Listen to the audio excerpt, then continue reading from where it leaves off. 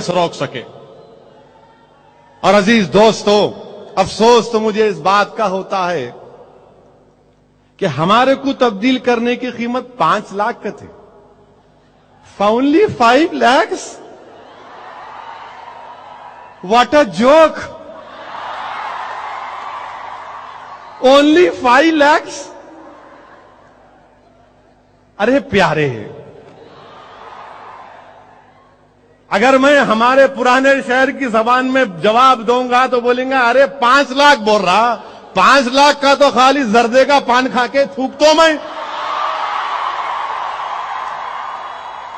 تو 5 لاکھ بول رہا. 1,000 کا پان کھاتے کھاتے آج کل اللہ اکبر. ہمارے ایک رشتے کے بھائی بھی ہے، ان کو بڑا شوق شام ہوئی کی کھانا پان. ایئر کنڈیشن پان بھی نکلا سنا آج کل. وہ حلق کو کلیجے کو ٹھنڈک پہنچاتا کہتے. 5 lakhs for a Muslim, 2 lakh for Christian. کیا ہے بھائی یہ؟ چنے خرید رہے. ہم 5 لاکھ میں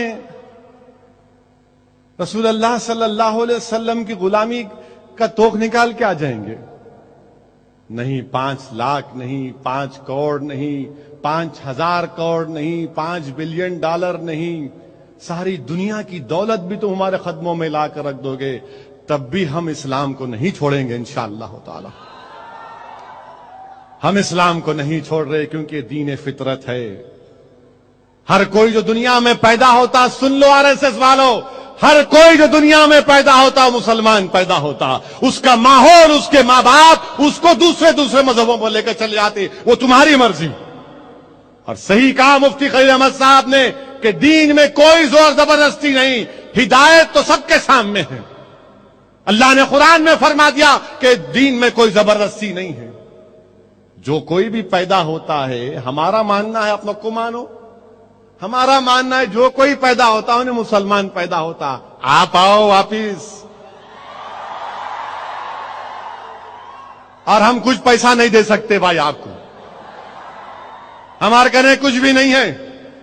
ہم آپ کو صرف اتنا بول سکتے ہیں کہ دین اور دنیا کی کامیابی کی گارنٹی آپ کو ہم دے سکتے. آ جاؤ. ہم تمام تو بنی آدم ہے نا، ابا کا ملک ہے یہ. Welcome, please come back. ہم ہاتھ اٹھا کر آپ کو بول رہے ہیں آ جاؤ، آ جاؤ، ویلکم، کم بیک. کہاں جا رہے ہو اتنی دور؟ یہاں آ جاؤ. 5 لاکھ یہ تو کہتے ہیں نا تبدیل ہو جاتے، ہمارے کو تبدیل کرتے کوئی تبدیل نہیں ہو سکتے.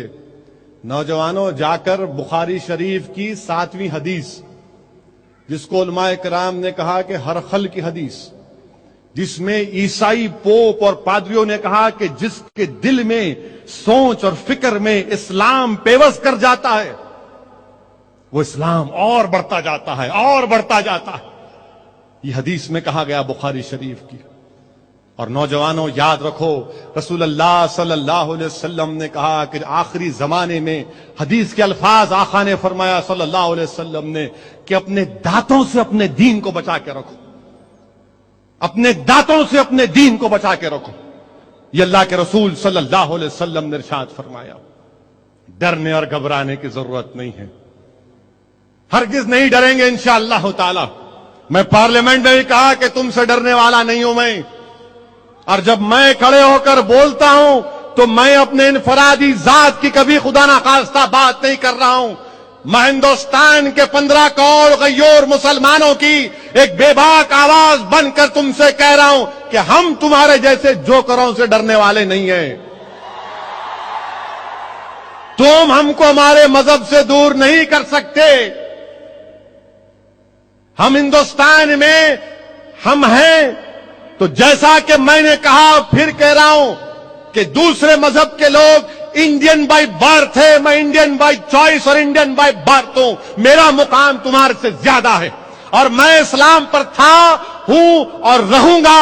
اپنے دین پر مجھے فخر تھا, ہے اور رہوں گا. جب تک دنیا زندہ رہے گی ہندوستان کے مساجد سے توحید کا پیغام دیا جائے گا, لوگوں کو رسالت کی تعلیم دی جائے گی, لوگوں کو اسلام کی دعوت دی جائے گی, کیونکہ یہی حق ہے. اسلام حق ہے, اسلام حق ہے, اسلام حق ہے.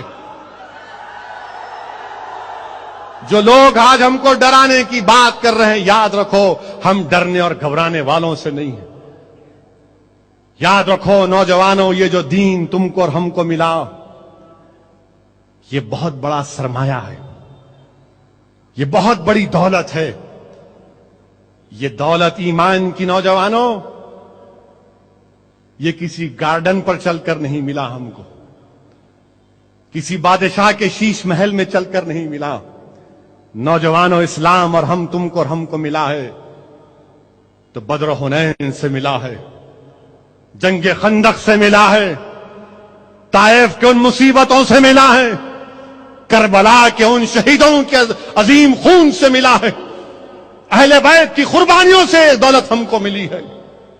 عباس علمبردار کو اپنے بازو کو قربان کرنا پڑا, تب جا کر ہم کو یہ ہمارا سرمایہ ہے, ہماری دولت ہے. ہر کوئی ہم کو کہے گا کہ دولت 5 لاکھ, انہیں 5 لاکھ کا پان کھا رہا آج کل, کیا بولنا مت کرو بولے تو بھی نہیں سنتا. تاریخ یہ بتاتی ہے عزیزان ملت, تاریخ اسلام ہم کو یہ پیغام دیتا ہے کہ صہیب رومی رضی اللہ تعالیٰ عنہ روم سے آ کر اسلام قبول کیے, اور صہیب رومی نے خوب دولت کمائی, تجارت کی. اللہ کے رسول صلی اللہ علیہ وسلم کی ہجرت فرمانے کے بعد آپ کا دل تڑپ رہا تھا, تکلیف میں تھے کہ نہیں میں بھی چلے جاؤں رسول اللہ صلی اللہ علیہ وسلم کے پاس. جب صہیب رومی جا رہے تھے تو کفاران مکہ نے روک کر کہا کہ صہیب رومی تم ضرور مدینے کو جا سکتے مگر دولت چھوڑ کے جانا.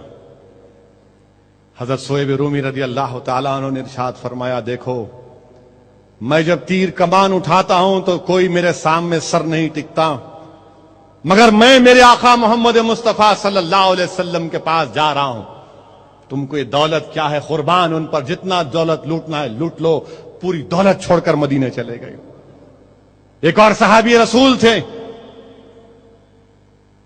آپ اور آپ کے بچے, آپ کی بیوی اور بچے کو لے کر مدینہ جا رہے تھے, تو کفاران مکہ نے کہا کہ نہیں آپ نہیں جا سکتے, یہ ہمارے قبیلے کی بچی ہے, یہ ہمارا بچہ ہے, آپ کو جانا اکیلے چلے جاؤ. تو آپ نے کہا کہ میں اپنی بیوی بچوں کو قربان کر دیتا ہوں رسول اللہ صلی اللہ علیہ وسلم پر, اور چلے گئے. جنگ بدر میں لوگ کفاران مکہ شہید مر گئے تھے, ان کی لاشوں کو گلے میں ڈالا جا رہا تھا. حضرت حذیفہ دیکھ رہے تھے, ان کے والد عتبہ کی لاش کو بھی کھینچ کر گڑے میں ڈالا جا رہا تھا, تو آپ کی آنکھ میں آنسو تھے. رسول اللہ صلی اللہ علیہ وسلم نے ارشاد فرمایا کہ کیا تم کو نظارہ دیکھ کر تکلیف ہو رہی ہے تو قربان جائیے. آپ نے فرمایا نہیں ہے رسول اللہ صلی اللہ علیہ وسلم, مجھے افسوس اس بات کا ہے کہ کاش میرے والد دین اسلام کو قبول کر لیتے تو شہادت کے عظیم مرتبے پر فائز ہو جاتے.